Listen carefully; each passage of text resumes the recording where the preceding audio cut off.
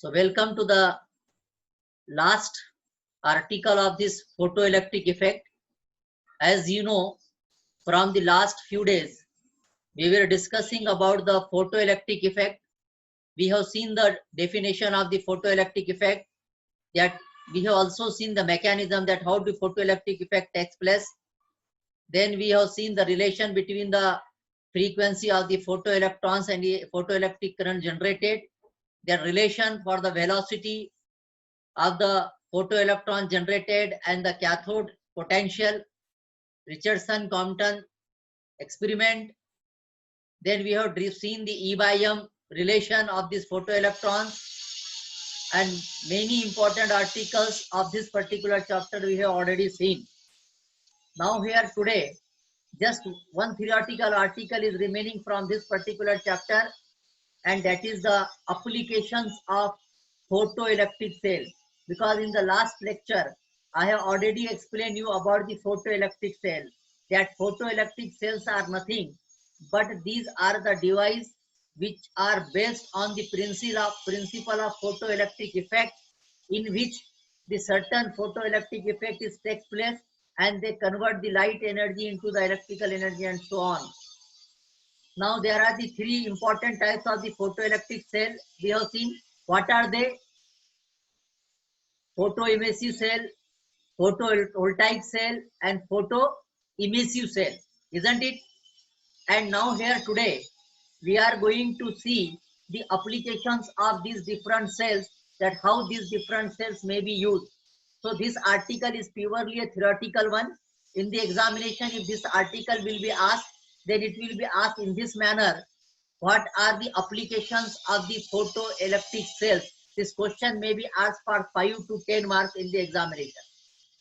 So now let me share my screen first, and then we will go for the further articles of this photoelectric cell.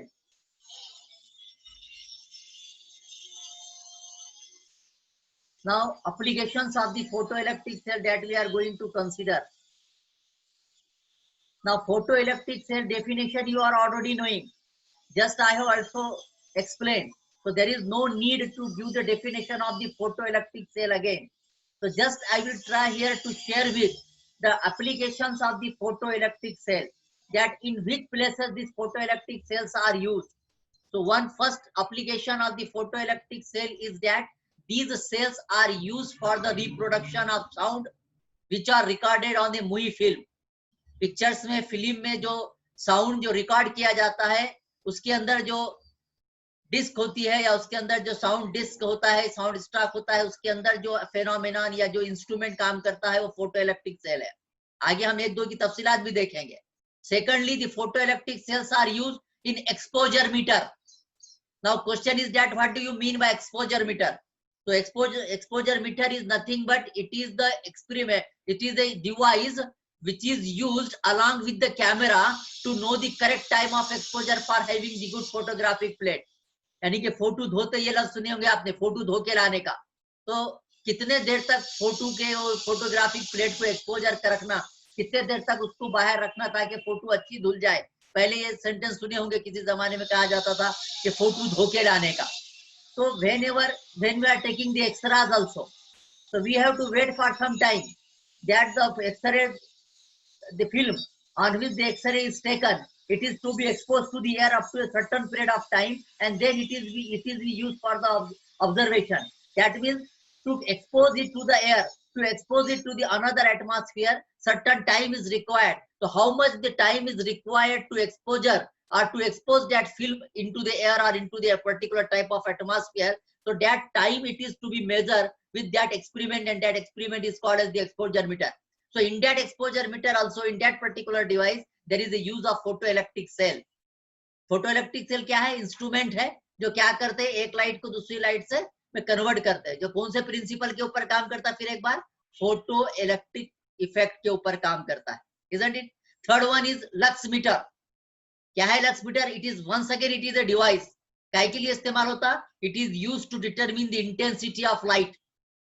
So to measure or to determine the intensity of light, a particular type of instrument is used. That instrument is called as the lux meter.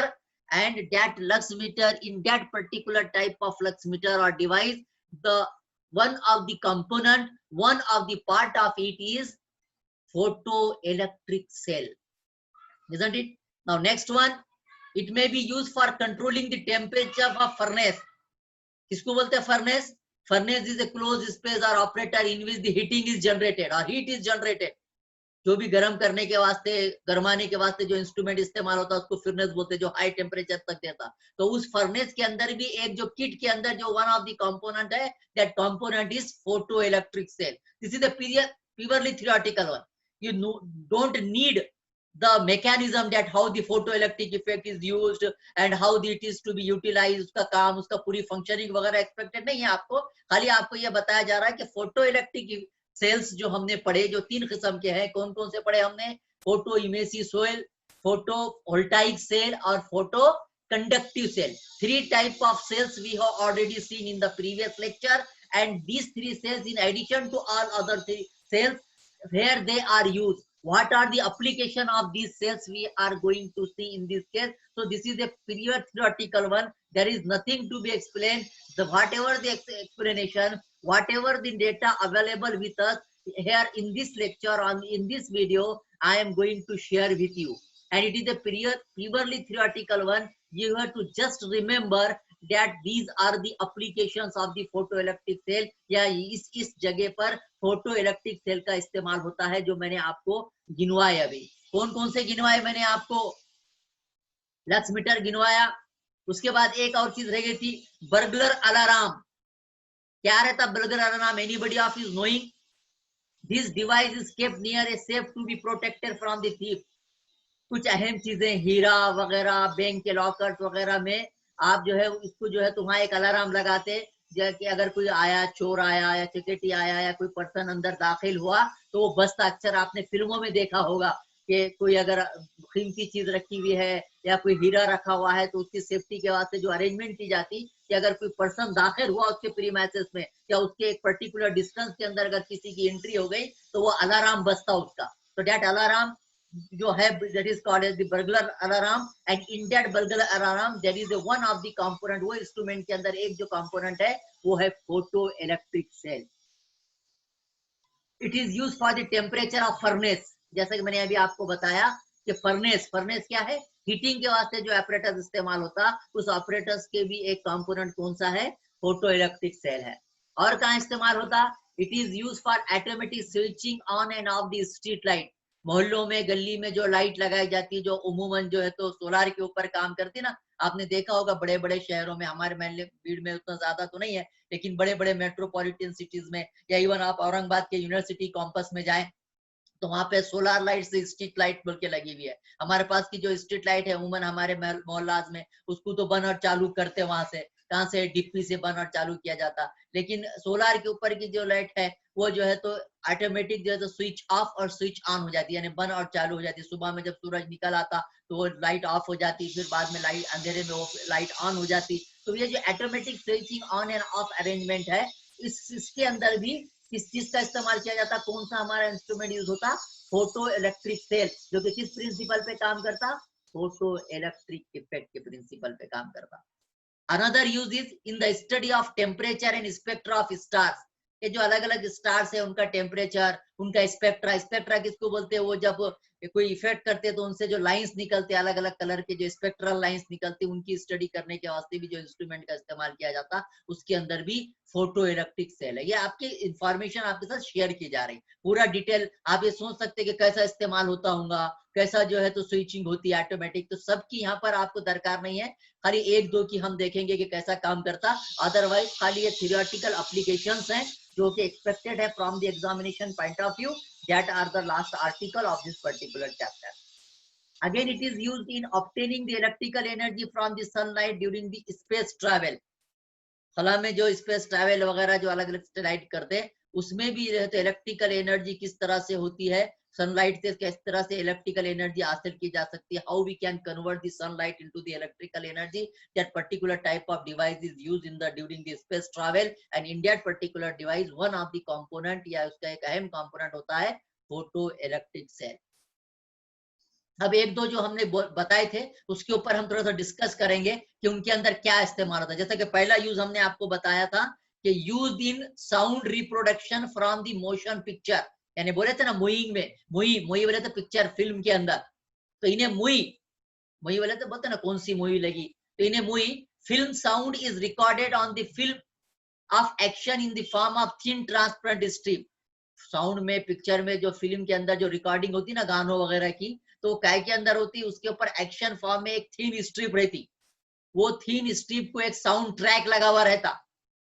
अब this transparency of the sound track is depend upon the variation of the frequency of sound recorded. वो sound track की जो है तो किसके ऊपर depend करती है ट्रांसपेरेंसी की, कब सुनाई देगा कब नहीं सुनाई देगा, जो आवाज रिकॉर्ड की जा रही है उस आवाज की फ्रीक्वेंसी, आप समझते ना, फ्रीक्वेंसी ऑफ साउंड रिकॉर्डेड।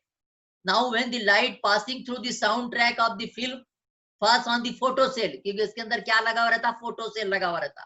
अब जब साउंड अलग अलग फ्रीक्वेंसी का साउंड उसके ऊपर जब गिरता जाके, तो वो फ्रीक्वेंसी के साथ जो है तो क्या करता, वो फोटो सेल फ्लक्चुएट्स होता। This photo cell fluctuates with the frequency of light, sorry, with the frequency of sound which is incident on it correspondingly, and with the intensity of sound recorded in the soundtrack, and therefore this current impulses are converted into the sound by speakers। बाद में वो speaker से जरिए अपने को सुनाई देते। अलग अलग जो है तो साउंड ट्रैक में से आप देखे होंगे गाने रिकॉर्ड होते, पिक्चरों में जो है तो पहले तो प्लेबैक्स में गाने हो जाते, लेकिन बाद में अपने को कैसा लगता कि हीरो या हीरोइन ही गाना गा रही है, लेकिन ऑलरेडी कोई गायक उसको गा चुका होता। तो वो जो एडजस्टमेंट की जाती है उसके अंदर जो है तो रिप्रोडक्शन ऑफ जो इमोशन साउंड जो है वो इसकी मदद से किया जाता है। और जिस इंस्ट्रूमेंट की मदद से ये किया जाता उसके अंदर जो इंपॉर्टेंट कंपोनेंट है वो क्या है, हमारा फोटो सेल है, जो तो फोटो इलेक्ट्रिक सेल है। और वो फोटो इलेक्ट्रिक सेल के ऊपर एक साउंड ट्रैक लगा रहता, जब उसके ऊपर लाइट जाकर गिरती तो लाउड की फ्रीक्वेंसी के साथ कम ज्यादा होता, और उसके हिसाब से फिर जो है तो इंपल्सेस को कन्वर्ट करता और जो है तो साउंड स्पीकर्स को मिलते हैं।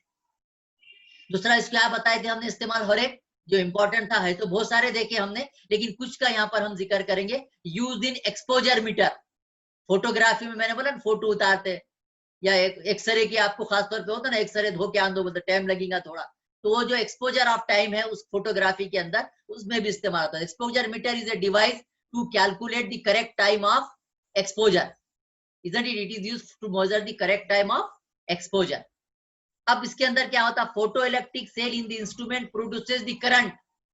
अभी इंस्ट्रूमेंट के अंदर एक्सपोजर मीटर के अंदर क्या लगा हुआ है, photo electric cell. Photo electric cell क्या करेगा, फोटो इलेक्ट्रिक इफेक्ट पैदा करेगा। फोटो इलेक्ट्रिक सेल इफेक्ट पैदा करेगा मतलब फोटो इलेक्ट्रिक करंट पैदा करेगा। और ये फोटो इलेक्ट्रिक करंट किसके ऊपर है, हम डेफिनेशन से देखते आए, it depends upon the light falling on it, यानी कौन सी लाइट आकर गिर रही है उसकी फ्रीक्वेंसी क्या है, उसकी इंटेंसिटी क्या है, and so on. That means the photoelectric cell which is used in the exposure meter is produces the current, and this current is proportional to the light falling on it, and therefore the current operates the galvanometer, and the scale of which is calibrated to read the real time of exposure। यानी कि galvanometer के ऊपर एक scale लगी हुई है जो बताएगा कि ये वक्फे के बाद जो है तो मुकम्मिल जो है तो आपका इतने देर तक अगर आप रखेंगे, इतने टाइम तक अगर आप रखेंगे तो फोटोग्राफिक प्लेट जो है तो आपकी क्या हो जाएगी कि वो धुल जाएगी, या फोटोग्राफिक प्लेट जो है तो अच्छी तरह से आपके सामने आएगी। तो वो एक जो एक इंस्ट्रूमेंट है जो फोटो एक्सपोजर मीटर जिसको बोलते हैं, जो फोटोग्राफी में इस्तेमाल होता, उसके अंदर भी वन ऑफ द कंपोनेंट हमारा क्या है, वो फोटो इलेक्ट्रिक सेल है। Used as a photo multiplier, ये तो उसका काम ही है फोटो मल्टीप्लायर। क्या मतलब है फोटो मल्टीप्लायर का, बोलते ना multiple. Anybody of you can please unmute and tell me photo multiplier क्या मतलब, Tanza can you tell me. यानी डबल डबल पैदा होना, एक के बाद एक से एक के बाद एक के बाद एवेलेंचेस के टाइप में पैदा होना।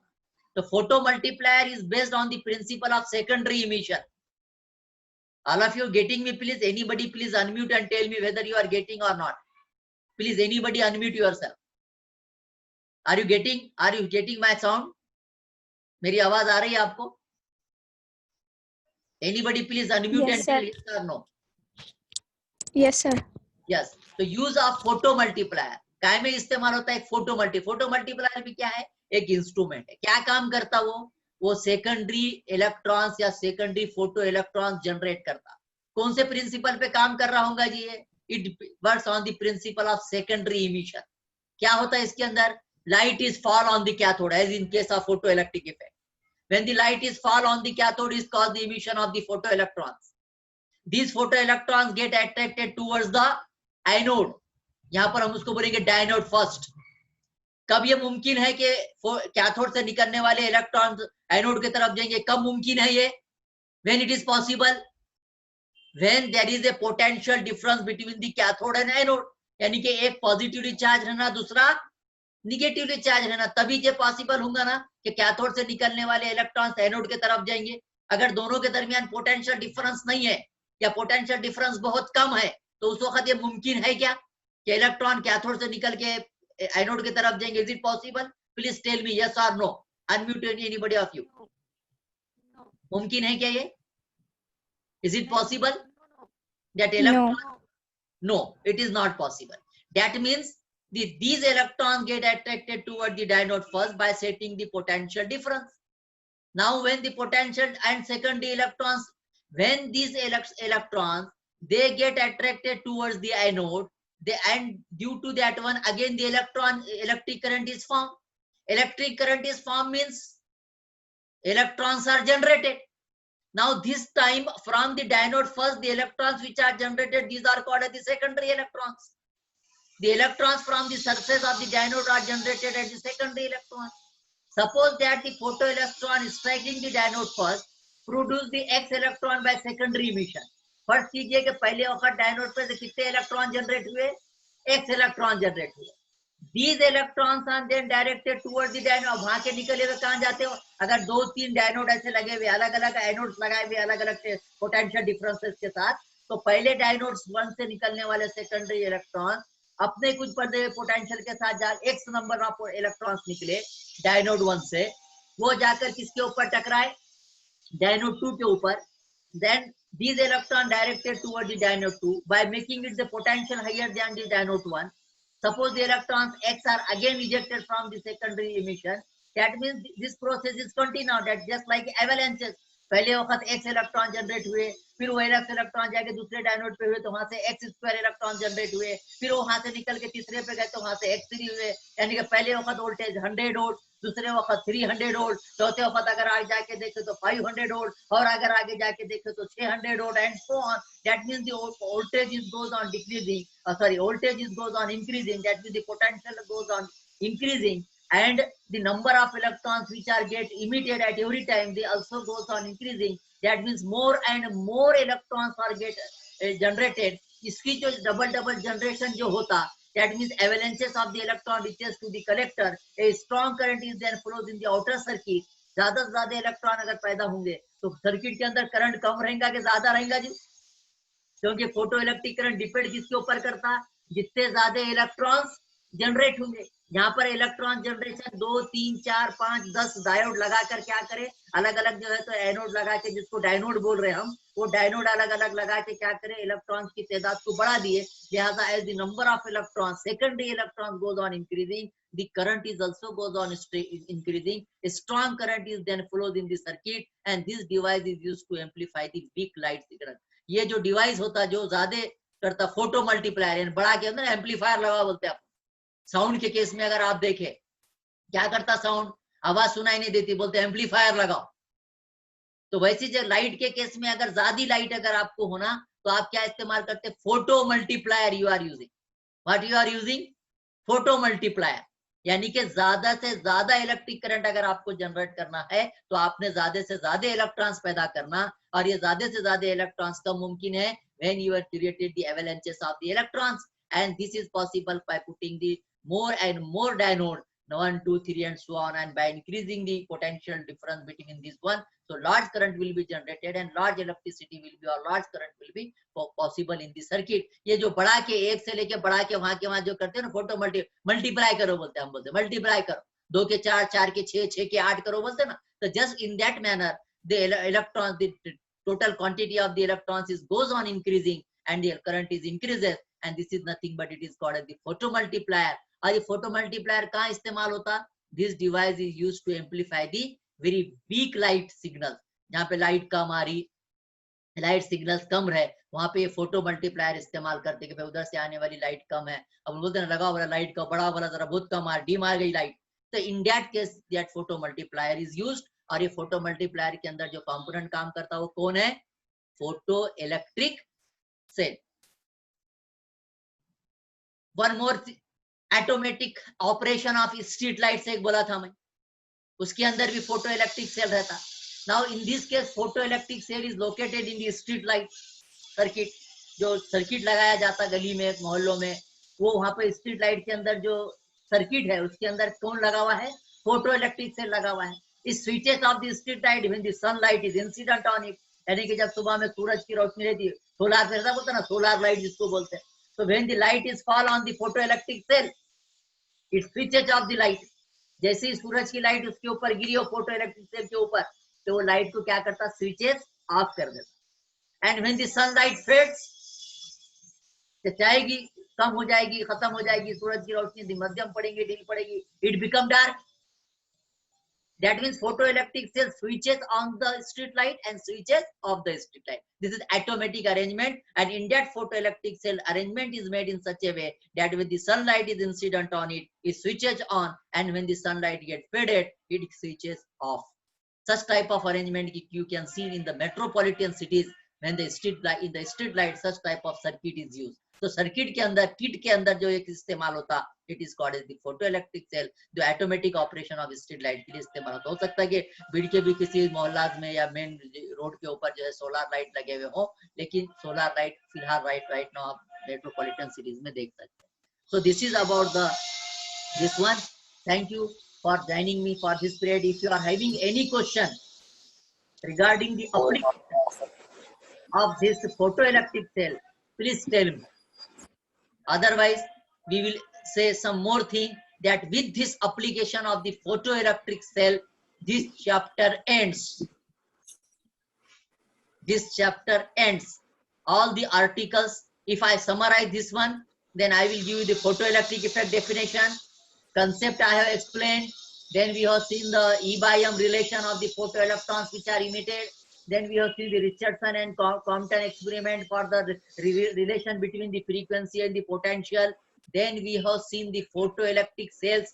Then we have seen the different types of the photoelectric cell. And here today we have seen the application of the photoelectric cell. And with this application of the photoelectric cell, the chapter number 1 of the paper 8 of your PSC second year semester 3rd from the paper number 8 first chapter ends. The topic of the title of this particular paper is the modern physics and nuclear physics. 4 chapter हमारे हैं, 4 में से ये पहला, जितने भी theoretical article allocated थे इस चैप्टर में हमारे वो हो गए हैं. इसके न्यूमेरिकल प्रॉब्लम्स के ताल्लुक से मसला है कि इसको ऑनलाइन कैसे लिया जाएगा. तो आपके पास अगर कुछ मशवरा है तो आप दे सकते हैं, क्योंकि numerical problem online power point पे किस तरह से दिए जा सकते हैं. एक चीज हो सकती कि मेरे पास जो प्रॉब्लम कुछ 2, 10, 5, 7, 8 प्रॉब्लम जो सॉल्व हैं, मैं उसकी इमेज बना के आपके ग्रुप पर डाल देता हूँ, वो ज्यादा बेहतर रहेगा. what is your, if you are having any suggestion for this one, you may please tell me. Otherwise I will stop the period. If you are having any idea, please tell me. आपके पास कोई idea है, आप कुछ कह सकते हैं, please tell me.